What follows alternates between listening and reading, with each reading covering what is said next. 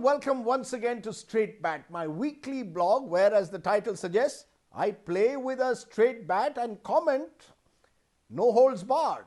This week, we're going to speak about the Mood of the Nation poll of India today, done by Karvy Research, that has sparked off such controversy, especially on social media, where I've been trolled, accused of being a sellout, because the poll numbers show that the Modi government is as popular today in a way as it was 2 years ago during the general elections. Let's come to the criticisms one by one.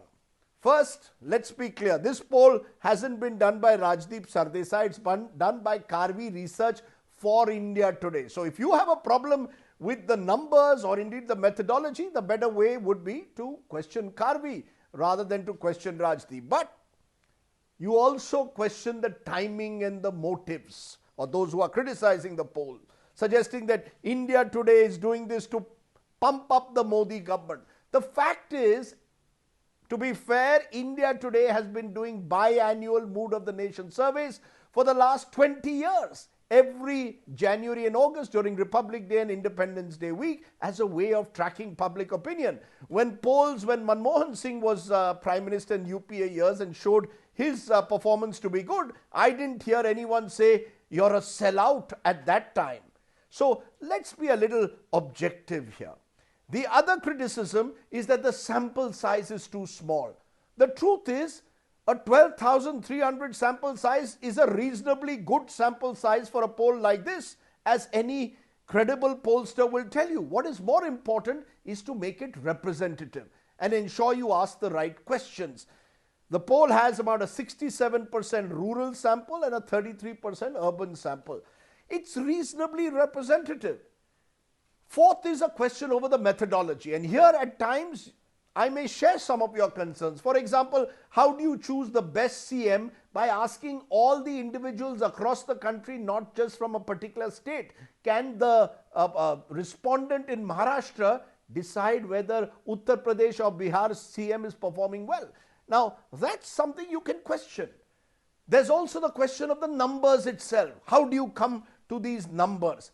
And there again, you have every right to question the numbers. Let me though be very, very clear that consistently over the last few years, polls across the spectrum have given Mr. Modi a very high rating. So there is nothing unusual in what this survey says. For example, if you look at polls since 2014, Mr. Modi at a personal level scores well above the opposition when a straight question, open-ended question is asked, who would you like as your Prime Minister? This doesn't mean that all the numbers of the poll are necessarily accurate, or you have to believe or accept them. For example, I find it slightly baffling that a poll which says that more than 60% people have lost their incomes during the last 1 year, a further 19% have lost their jobs, so over 80% have either lost income or jobs, and yet 66% rate the government's economic performance as high. I find it perplexing, and I am looking for an explanation for it. It doesn't therefore mean that I discard the numbers, but I'm trying to understand why that is so. And I think all of us out there, whichever side of the political and ideological divide you may be, need to start respecting numbers more and trying to understand why the opinion of others may be different to yours. Let's be clear, in a democracy, when you're looking at performance of an individual, you're also contrasting it with the performance of the other side, i.e. the opposition.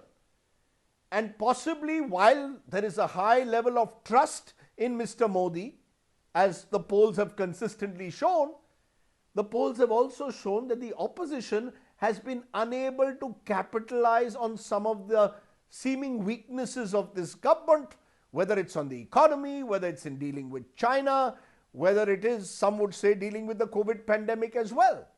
Now, even on the pandemic, people have given the thumbs up to the leadership of Mr. Modi, and indeed also to state leaderships. So maybe an explanation is that in tough times, people are looking for strong, stable leadership, which I think, whether you like it or not, Mr. Modi is seen to provide. Remember, this is a lot about perception.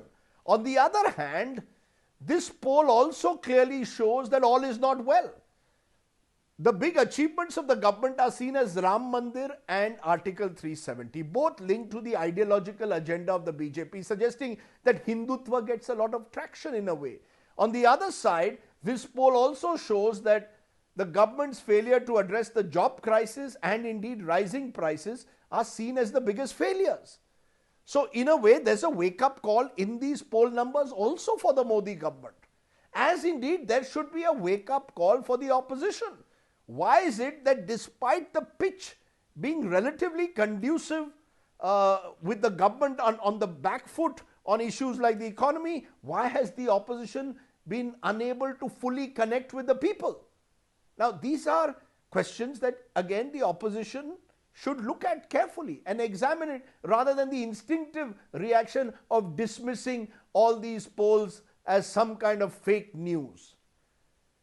Let me also say that when I put up numbers in a poll like this, numbers done by a research agency, I'm not necessarily validating those numbers that this is the truth. I don't speak for the nation. The nation wants to know is not the way I see journalism. Rajdeep wants to know is a better way to put it. And again, when certain numbers come up, I may not agree with them, and I in fact at times feel that they are very troubling. For example, I have been a fierce critic of the way certain BJP ruled governments are pushing ahead with the so-called love jihad legislation, which to my mind is against constitutional morality, against individual freedoms, and will only lead to the harassment of young interfaith couples. On the other hand, the poll suggests that 54% of the people believe that interfaith marriages should not happen, and an equal number of people believe there should be laws in this regard to regulate such marriages. Now, I may disagree with that. I say that on air, but I also have learned to respect the numbers. You've got to respect opinion other than yours. I think that is critical when a serious analysis of the poll takes place. I remember before the 2019 elections, when we suggested that the Modi government is going to win over 300 seats, a lot of people said, absolute bullcrap, you've got the mood of the nation wrong, you're going to have egg on your face. Well, we got it right then. In Bihar, more recently, we got it wrong with our exit polls. So nothing is foolproof. I think it's important to recognize that. A poll is not necessarily foolproof, but to my mind, it offers at times a better snapshot of what's happening around us than the opinion that we share with each other in our own echo chambers. And I plead again, please don't shoot the messenger, because I think that is being unfair, and while I have learned to have a thick skin, it's troubling at times when people attribute motives when none exist. Think about it. This was, and I want to also tell you at the very end that I will continue to ask the questions on the economy and other issues where the government must answer. The poll is done. It doesn't mean that the government is going to be given, by me at least, a clean chit.